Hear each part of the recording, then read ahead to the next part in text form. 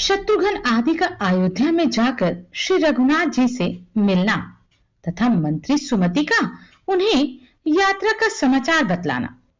शेषी कहते हैं, मुने, रणभूमि में पड़े हुए वीर शत्रुघ्न ने क्षण भर में मूर्छा त्याग दी तथा अन्य बलवान वीर भी जो मूर्छा में पड़े थे जीवित हो गए। शत्रुघ्न ने देखा अश्वमेघ का श्रेष्ठ अश्व सामने खड़ा है, मेरे मस्तक का मुकुट गायब है तथा मरी हुई सेना भी जी उठी है। यह सब देखकर उनके मन में बड़ा आश्चर्य हुआ और वे मूर्छा से जगे हुए बुद्धिमानों में श्रेष्ठ सुमति से बोले, मंत्रीवर, इस बालक ने कृपा करके यज्ञ पूर्ण करने के लिए यह घोड़ा छोड़ दिया। अब हम लोग जल्दी ही रघुनाथ जी के पास चलें, वे घोड़े के आने की प्रतीक्षा करते होंगे।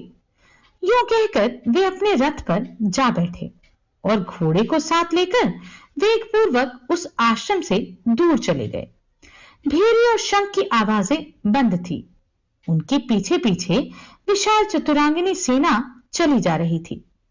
तरंग मालाओं से सुशोभित गंगा नदी को पार करके उन्होंने अपने राज्य में प्रवेश किया, जो आत्मीय जनों के निवास से शोभा पा रहा था। शत्रुघ्न मणिमय रथ पर बैठे महान कोदंड धारण किए जा रहे थे। उनके साथ भरत कुमार पुष्कल और राजा सुरथ भी थे। चलते चलते क्रमशः वे अपनी नगरी अयोध्या में पहुंचे, जो सूर्यवंशी क्षत्रियों से सुशोभित थी। वहां फहराती हुई अनेक ऊंची ऊंची पताकाएं उस नगर की शोभा बढ़ा रही थी। दुर्ग के कारण उसकी सुषमा और भी बढ़ गई थी। श्री रामचंद्र जी ने जब सुना कि महात्मा शत्रुघ्न और वीर पुष्कल के साथ अश्व आ पहुंचा है, तो उन्हें बड़ा हर्ष हुआ और बलवानों में श्रेष्ठ भाई लक्ष्मण को उन्होंने शत्रुघ्न के पास भेजा। लक्ष्मण सेना के साथ जाकर प्रवास से आए हुए भाई शत्रुघ्न से बड़ी प्रसन्नता के साथ मिले। शत्रुघ्न का शरीर अनेकों घावों से सुशोभित था। उन्होंने कुशल पूछी और तरह तरह की बातें की। उनसे मिलकर शत्रुघ्न को बड़ी प्रसन्नता हुई। महामना लक्ष्मण ने भाई शत्रुघ्न के साथ अपने रथ पर बैठकर विशाल सेना सहित नगर में प्रवेश किया, जहां तीनों लोगों को पवित्र करने वाली पुण्य सलीला सरयू श्री रघुनाथ जी की चरण रज से पवित्र होकर शरतकालीन चंद्रमा के समान स्वच्छ जल से शोभा पा रही थी। श्री रघुनाथ जी शत्रुघ्न को पुष्कल के साथ आते देख अपने आनंदोल्लास को रोक न सके। वे अपने अश्वरक्षक बंधु से मिलने के लिए ज्यों ही खड़े हुए, त्यों ही भातृभक्त शत्रुघ्न उनके चरणों में गिर पड़े। घाव के चिन्हों से सुशोभित अपने विनयशील भाई को पैरों पर पड़ा देख श्री रामचंद्र ने उन्हें प्रेम पूर्वक उठाकर भुजाओं में कस लिया और उनके मस्तक पर हर्ष के आंसू गिराते हुए परमानंद में निमग्न हो गए। उस समय उन्हें जितनी प्रसन्नता हुई वह वाणी से परे है, उसका वर्णन नहीं हो सकता। तत्पश्चात पुष्कल ने विनय से विह्वल होकर भगवान के चरणों में प्रणाम किया। उन्हें अपने चरणों में पड़ा देख श्री रघुनाथ जी ने गोद में उठा लिया और कसकर हृदय से लगा लिया।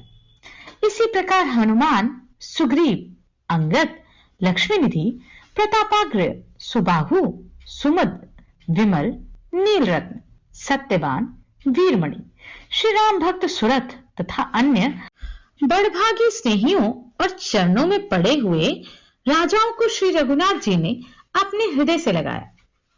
सुमति भी भक्तों का अनुग्रह करने वाले श्री रघुनाथ जी का गाढ़ आलिंगन करके प्रसन्नता पूर्वक उनके सामने खड़े हो गए। तब वक्ताओं में श्रेष्ठ श्री रामचंद्र जी समीप आए हुए अपने मंत्री की ओर देख अत्यंत हर्ष में भरकर बोले, मंत्रीवर, बताओ ये कौन कौन से राजा हैं तथा ये सब लोग यहां कैसे पधारे हैं? अपना अश्व कहां कहां गया? किसने किसने उसे पकड़ा तथा मेरे महान बलशाली बंधु ने किस प्रकार उसको छुड़ाया? सुमति ने कहा, भगवान आप सर्वज्ञ हैं, भला आपके सामने आज मैं इन सब बातों का वर्णन कैसे करूंगा? आप सबके दृष्टा हैं, सब कुछ जानते हैं, तो भी लौकिक रीति का आश्रय लेकर मुझसे पूछ रहे हैं। तथापि मैं सदा की भांति आपकी आज्ञा शिरोधार्य करके कहता हूं, सुनिए। स्वामिन, आप समस्त राजाओं के शिरोमणि हैं।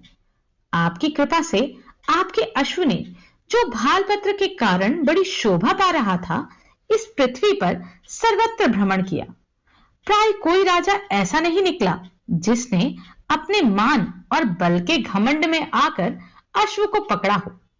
सबने अपना अपना राज्य समर्पण करके आपके चरणों में मस्तक झुकाया। भला विजय की अभिलाषा रखने वाला कौन ऐसा राजा होगा जो राक्षस राज रावण के प्राण हंता श्री रघुनाथ जी के श्रेष्ठ अश्व को पकड़ सके? प्रभो, आपका मनोहर अश्व सर्वत्र घूमता हुआ अक्षत्रा नगरी में पहुंचा। वहां के राजा सुमुद ने जब सुना कि श्री रामचंद्र जी का अश्व आया है, तो उन्होंने सेना और पुत्रों के साथ आकर अपना सारा अकंटक राज्य आपकी सेवा में समर्पित कर दिया।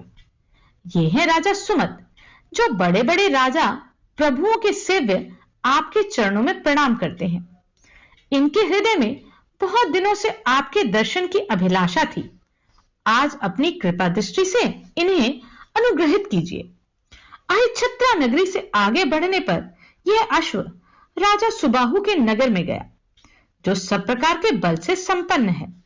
वहां राजकुमार दमन ने इस श्रेष्ठ अश्व को पकड़ लिया। फिर तो युद्ध छिड़ा और पुष्कर ने सुबाहु पुत्र को मूर्छित करके विजय प्राप्त की। तब महाराज सुबाहु भी क्रोध में भरकर रणभूमि में आए और पवन कुमार हनुमान जी से बलपूर्वक युद्ध करने लगे। उनका ज्ञान शाप से विलुप्त हो गया था। हनुमान जी के चरण प्रहार से उनका शाप दूर हुआ और वे अपने खोए हुए ज्ञान को पाकर अपना सब कुछ आपकी सेवा में अर्पण करके अश्व के रक्षक बन गए। ये ऊंचे डील डौल वाले राजा सुबाहु हैं, जो आपको नमस्कार करते हैं। ये युद्ध की कला में बड़े निपुण हैं। आप अपनी दया दृष्टि देखकर इनके ऊपर स्नेह की वर्षा कीजिए।